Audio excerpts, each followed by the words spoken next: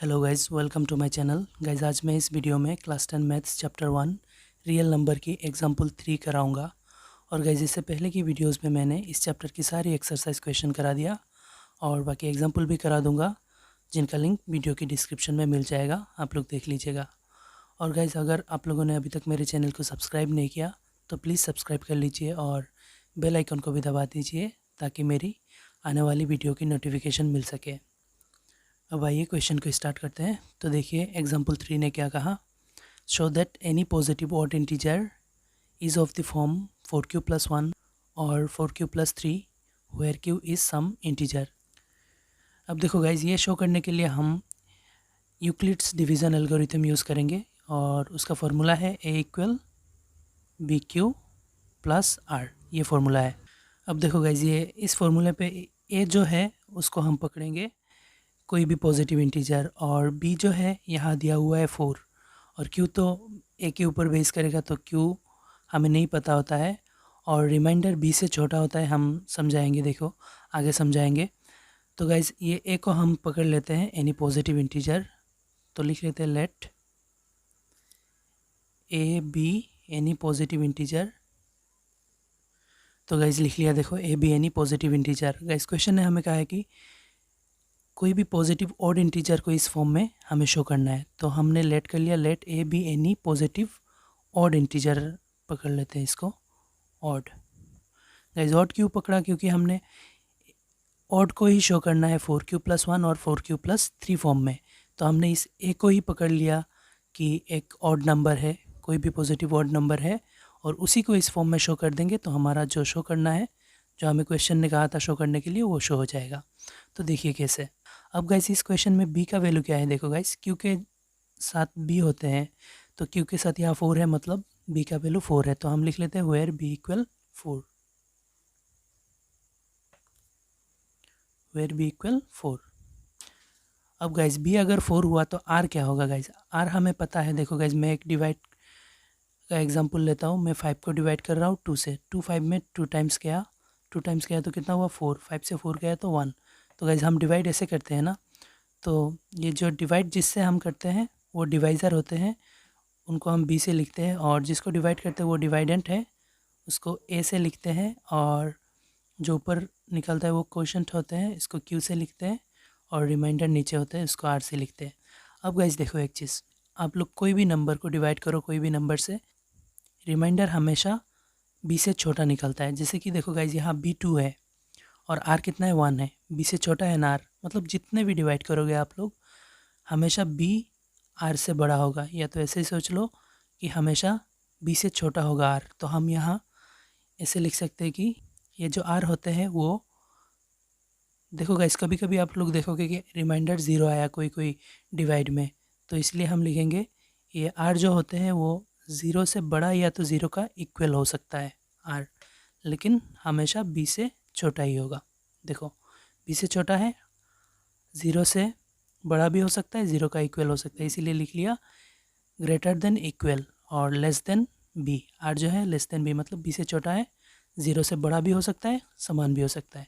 तो इस केस में r का वैल्यू क्या क्या हो सकता है, देयरफॉर r इक्वल, देखो गाइज b अगर 4 हुआ तो r हो सकता है 0 हो सकता है, क्योंकि हमने यहाँ लिखा है 0 से बड़ा हो सकता है, 0 के समान हो सकता है, 1 हो सकता है, 2 हो सकता है, 3 भी हो सकता है, लेकिन 4 नहीं हो सकता, क्योंकि b का वैल्यू 4 है और r 4 से छोटा होना पड़ता है, तो 3 तक है r का वैल्यू। अब गाइज हम यूक्लिड का ये जो फॉर्मूला है इसको इस्तेमाल करेंगे, इस्तेमाल करके r के जगह वैल्यू बिठा के हमें क्वेश्चन ने जो शो करने को कहा था वो शो कर देंगे। देखो कैसे। तो पहले एक बार लिख लेते हैं यूजिंग यूक्लिड्स डिवीज़न एल्गोरिथम। तो देखो गाइज लिख लिया यूजिंग यूक्लिड्स डिवीज़न एल्गोरिथम। तो एल्गोरिथम का फॉर्मूला क्या है, a इक्वल bq+r। तो गाइज मैं r का वैल्यू ये सब बिठा के करूँगा, जितने भी वैल्यू है उतना बिठा के करूँगा। तो हम एक एक बार लिखते हैं, व्हेन r इक्वल क्या है 0, एक बार r की जगह 0 बिठा के करते हैं, व्हेन r इक्वल 0, तो a इक्वल क्या होगा, b की जगह 4 है, उसके बाद q है। देखो गाइस q हमें नहीं पता होता है, क्योंकि हमें a नहीं पता है। देखो गाइस हमें b से a को डिवाइड करने के बाद q मिलता है, तो हमें बी पता है यहाँ 4 है, लेकिन ये तो नहीं पता है किसको डिवाइड करना है। डिवाइड करने के बाद ही तो क्यू निकलेगा, तो इसीलिए हमें क्यू नहीं पता होता है, क्योंकि ये हमें नहीं पता होता है इसलिए। तो गाइज उसके बाद प्लस आर है, आर का वैल्यू 0 है, तो आंसर क्या होगा 4Q होगा, क्योंकि 0 का कोई वैल्यू नहीं है। अब लिख लेते हैं व्हेन आर इक्वल 1, क्योंकि आर का वैल्यू 1 भी तो है। इस बार 1 बिठा कर करते हैं। देखो अब देखो गाइज यहाँ एक चीज़ लिखना बाकी रह गया, ये 4Q जो है वो इवन है या ऑड है वो लिखना बाकी रह गया। अब गाइज आप खुद बता सकते हो, 4 के साथ अगर कोई भी मल्टीप्लाई करोगे कोई भी नंबर को, आंसर इवन ही आएगा। आप मन ही मन मल्टीप्लाई करके देखो कोई भी नंबर को। क्यू को 1 पकड़ लो, 4 1 ज़र 4, 4 एक इवन नंबर है। क्यू को 2 पकड़ लो, 4 2 ज़र 8, 8 एक इवन नंबर है। क्यू को 3 पकड़ लो, 4 3 ज़र 12, एक इवन नंबर है। मतलब क्यू को जितना भी पकड़ोगे आप लोग, आंसर 4 के साथ मल्टीप्लाई करोगे तो आंसर इवन ही आएगा, इसलिए हम इवन लिख लेते हैं। 4Q एक इवन नंबर है। हमें नहीं पता है कितना है, लेकिन ये पता है ज़रूर कि इवन नंबर ही आएगा।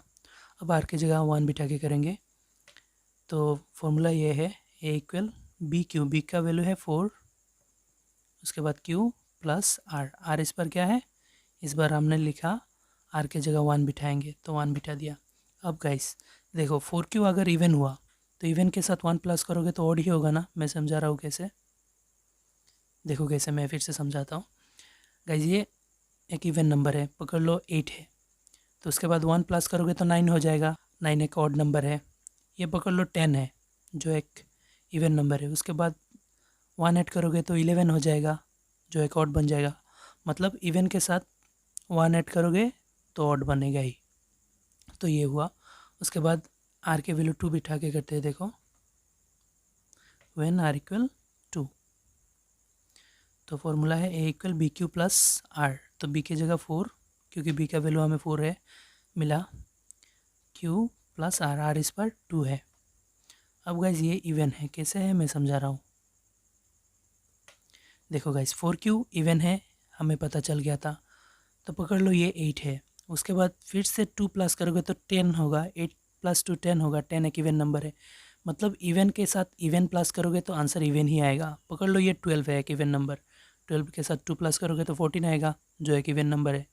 अब देखो गाइज लिख लिया व्हेन आर इक्वल 3, इस बार हम आर की जगह 3 बिठा के करेंगे, क्योंकि गाइज देखो 0 1 2 3 ये चारों वैल्यू आर का है, तो इसलिए हमें 4 बार करना पड़ेगा चारों वैल्यू को बिठा के। तो हमने 3 बार कर लिया, 0 1 2, अब लास्ट 3 बिठा के करेंगे। देखो ए इक्वल बी क्यू, तो बी का वैल्यू कितना है 4 है, क्यू तो क्यू होगा प्लस आर, आर इस पर 3 है, तो ये गाइज क्या होगा, एक ऑड नंबर होगा। कैसे होगा मैं समझा रहा हूँ गाइज। देखो 4Q इवन है, हमें पता चल गया यहाँ, और इवन के साथ 3 ऐड करोगे तो क्या होगा, पकड़ लो ये इवन 8 है, 8 के साथ 3 ऐड करोगे तो 11 होगा, 11 एक ऑड नंबर है। 4Q को कोई भी इवन नंबर पकड़ लो और उसके साथ 3 ऐड करो तो आंसर ऑड ही आएगा, क्योंकि हमें पता है इवन के साथ ऑड नंबर ऐड करोगे तो आंसर ऑड ही आएगा, और इवन के साथ इवन ऐड करोगे तो आंसर इवन आएगा।